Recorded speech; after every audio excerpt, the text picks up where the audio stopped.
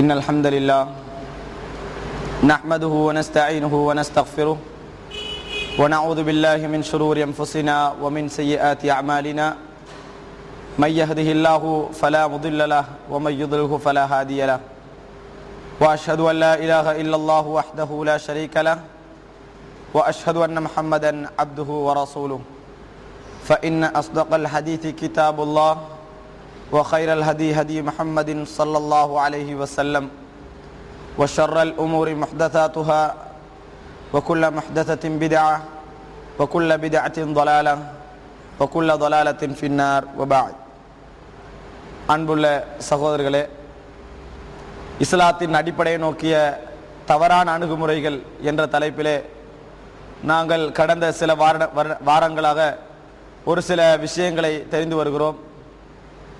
அந்த அடிப்படையிலே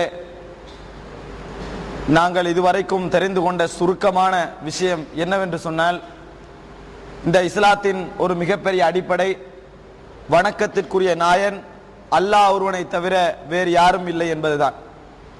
வணக்கத்திற்குரிய நாயன் அல்லாஹ் ஒருவனை தவிர வேறு யாரும் இல்லை என்பதுதான் இந்த இஸ்லாத்தினுடைய ஒரு மிகப்பெரிய அடிப்படையாகும். சகோதரர்களே, இந்த அடிப்படையை ஒரு முஸ்லிம் கடைபிடித்து அதை பிரச்சாரம் செய்து அதற்காக வேண்டி வாழ்ந்து அதற்காக வேண்டியே மரணிப்பதுதான் ஒவ்வொரு முஸ்லிமனதும் வாழ்வின் இலட்சியமாக இருக்க வேண்டும். சகோதரர்களே, இதற்கு அல்லாமல், இதை அடிப்படையாக கொள்ளாமல் எந்தெந்த அடிப்படைகள் எல்லாம் இஸ்லாத்தின் பெயரால் போதிக்கப்படுகிறதோ, எவைகளெல்லாம் முக்கியத்துவப்படுத்தப்பட வேண்டும் என்று இஸ்லாத்தின் பெயரால் சொல்லப்படுகிறதோ, அவைகள் அனைத்துமே தவறானதாகும் என்ற அடிப்படையில் நாங்கள் முதலாக லா இலாஹ இல்லல்லாஹ் என்ற கலிமாவுக்கு வழங்கப்படக்கூடிய தவறான அர்த்தங்கள் என்ன என்று நாங்கள் ஒரு சில வாரங்களாக பார்த்தோம். அதற்கு பின்னால் இந்த தவறான அர்த்தங்களை இந்த சமுதாயத்திலே முன்னிலைப்படுத்தி அதை பிரச்சாரம் செய்யக்கூடிய இயக்கங்களை நாங்கள் பார்த்து வருகிறோம். சகோதரர்களே, இதுவரைக்கும் நாங்கள் பார்த்த விஷயம் இவ்வளவுதான். சுருக்கமாக இவர்களால் சமுதாயத்திலே நடந்த இன்னொரு கதியையும் நாங்கள் சொன்னோம். அதாவது, இவர்கள் தங்களது இஸ்லாமிய ஆட்சிதான் முற்படுத்தப்பட வேண்டும், இஸ்லாமிய ஆட்சிதான் முதன்மைப்படுத்தப்பட வேண்டும் என்ற ஒரு அடிப்படையை இஸ்லாத்தின் பெயரால் முன்வைப்பதன் காரணமாக இஸ்லாமிய ஆட்சி என்ற ஒன்று முக்கியத்துவம் கொடுக்கப்பட்டு இஸ்லாமிய அகீதா அது போன்ற விஷயங்கள் எல்லாம் இரண்டாம் நிலைப்படுத்தப்பட்டதை நாங்கள் கண்டோம். இஸ்லாமிய ஆட்சிக்கு எதுவெல்லாம் ஆதரவாக இருக்கிறதோ அதுதான் அவர்களிடத்திலே முதன்மைப்படுத்தப்படும். அது பாத்திலாக இருந்தாலும் சரி, அதற்கு இஸ்லாமிய சாயல் பூசி அதுதான் முதன்மைப்படுத்தப்படும். அதை பேசுகின்ற இயக்கங்களும் நாடுகளும் தான் முதன்மைப்படுத்தப்படும். இந்த அடிப்படையில் தான் ஈரான் அவர்களுக்கு மிக நெருக்கமான நாடாக இருந்து கொண்டிருக்கிறது. ஷியாக்களுடைய கருத்துக்களை பொறுத்த வரைக்கும் அவர்கள் எதிர்ப்பது கிடையாது. பகிரங்கமாக அவர்களது நூல்களிலே இந்த ஷியாக்கள், இன்றைய ஷியாக்களும் அந்த அடிப்படை கொண்டவர்கள் தான் என்று எதிர்ப்பது கிடையாது. அதே நேரத்தில் குர்ஆனையும் சுன்னாவையும் பேசக்கூடிய தௌஹீத்வாதிகளை அவர்கள் செய்கின்ற சில சுன்னத்துக்களை வைத்து நையாண்டி செய்வதையும், இதைத்தான் இவர்கள் கூடுதலாக பேசுகிறார்கள் என்று அவர்கள் கிண்டலாக பேசுவதையும் நாங்கள் கண்டு கொண்டிருக்கிறோம். இவர்களுக்கு எந்த நேரம் பார்த்தாலும் இந்த ஷிர்க்கும் பித்அத்தும் மற்றவர்களை விமர்சிப்பதும் தான் இவர்களது வேலை என்று பேசுவதை நாங்கள் கண்டு கொண்டிருக்கிறோம். சகோதரர்களே, இந்த நிலைப்பாடு அவர்களிடத்தில் ஏற்படுவதற்கான காரணம், இந்த கலிமத்து தௌஹீதை, லா இலாஹ இல்லல்லாஹ் என்ற கலிமாவுடைய சரியான விளக்கத்தை அவர்கள் மாற்றி அமைத்து வேறொரு விளக்கத்தை சொன்னதுதான் என்பதை நாங்கள் பார்த்தோம். இந்த அடிப்படையில் சகோதரர்களே, இந்த வாரம் இவர்கள் கூடுதலாக பேசக்கூடிய அறிஞர்கள் தான் ஜமாத் இஸ்லாமியாக இருக்கலாம், இலங்கையில் இருக்கக்கூடிய டிஐயாக இருக்கலாம். இவர்கள் கூடுதலாக பேசக்கூடிய அறிஞர்கள் தான் முகமது அல் கஸ்ஸாலி, ஜைனப் அல் கஸ்ஸாலி, சயீத் ஹவா, அம்மாரா, முஸ்தபா மஷ்கூர், உமர் தில்மிசானி, அதே போன்று இன்று வாழ்ந்து கொண்டிருக்கக்கூடிய யூசுப் அல் கர்லாவி, அதையல்லாமல் வாழ்ந்து மடிந்த முகமது அல் கஸ்ஸாலி, இது போன்றவர்களை இவர்கள் கூடுதலாக போற்றி புகழ்ந்து பேசுவார்கள். இவர்களது கருத்துக்களை பெரிதும் மதிப்பு கொடுப்பார்கள்.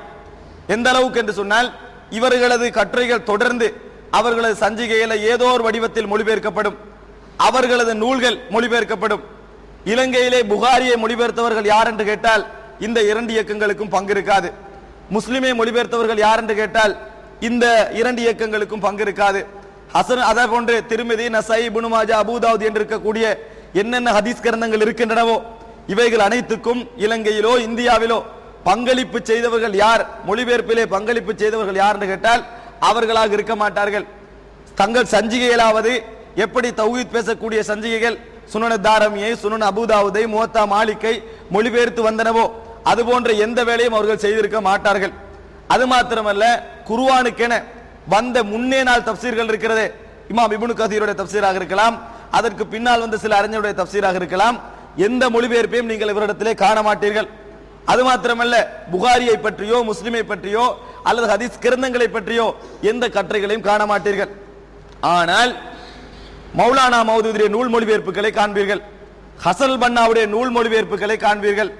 அது மாத்திரமல்ல, முகமது அல் கசாலியுடைய நூல்களை மொழிபெயர்ப்பதை காண்பீர்கள், அவர்கள் கட்டுரைகள் மொழிபெயர்க்கப்படுவதை காண்பீர்கள், அவர்களுக்கான சீடிக்கள் வெளியாவதை காண்பீர்கள், அவர்களுக்கு பிறந்த நாள் எடுப்பதை காண்பீர்கள், அவர்களது நாட்களை நினைவு நாளாக எடுப்பதை காண்பீர்கள். இப்படி குர்ஆன் சுன்னாவுக்கு முக்கியத்துவம் கொடுக்கிறோம் என்று சொல்லிக்கொண்டு எந்த ஒரு முக்கியத்துவம் அளிக்கப்படாமல் இருப்பதை நாங்கள் திட்ட தெளிவாக எங்களால் காண முடியும்.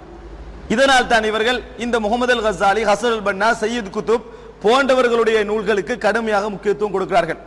அதே நேரத்தில் அவர்களது சஞ்சிகைகளிலே என்ன செய்வார்கள் என்றால், நாங்கள் இரண்டு விதமான அறிஞர்களுக்கும் முக்கியத்துவம் கொடுக்கிறோம்.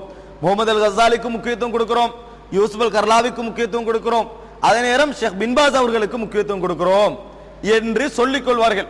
அந்த சொல்லிக் கொள்வதை காட்டுவதற்காக பெங்க் சம்பந்தமான ஒரு ஃபத்வாவை யூசுப் அல் கர்லாவி வங்கி சம்பந்தமாக இந்த ஃபத்வாவை வழங்கியுள்ளார் என்பதை போட்டுவிட்டு அதற்கு பக்கத்திலே டாய்லெட் போகின்ற பொழுது என்ன துவா ஓதுவது, உதாரணமாக பின்பாஸ் ஃபத்வா, அல்லது தற்கொலை தாக்குதல் சம்பந்தமாக பின்பாஸ் என்ன சொல்லி இருக்கிறார், அல்லது அடுத்தவர்களோடு எப்படி எது எந்த விஷயங்களுக்கு பெரிய ஆய்வுகள் எல்லாம் தேவையில்லையோ அது மாதிரி ஃபத்வாக்களை ஷேக் பின்பாஸுக்கும் ஷேக் முகமது பின் சாலில் உதைமினுக்கும் போட்டு எந்த ஃபத்வாக்கள் எல்லாம் நவீன கால பிரச்சனைகளோடு சம்பந்தப்படுகிறதோ அந்த ஃபத்வாக்கள் எல்லாம் யூசுப் அல் கர்லாவியும் இது போன்றவர்களும் கொடுப்பதாக சித்தரிப்பதை நாங்கள் காணுகின்றோம். அது மாத்திரமல்ல, அதை அவர்களுடைய அல்ஹஸ்னாத் என்ற சஞ்சிகையிலே ஷேக் நாசருல் அல்பானி அவர்கள் இஹ்வானுல் முஸ்லிமினுடைய பயிற்சி பாசறையில் வளர்ந்தவர்கள் என்ற ஒரு வசனத்தையும் நாங்கள் கண்டோம்.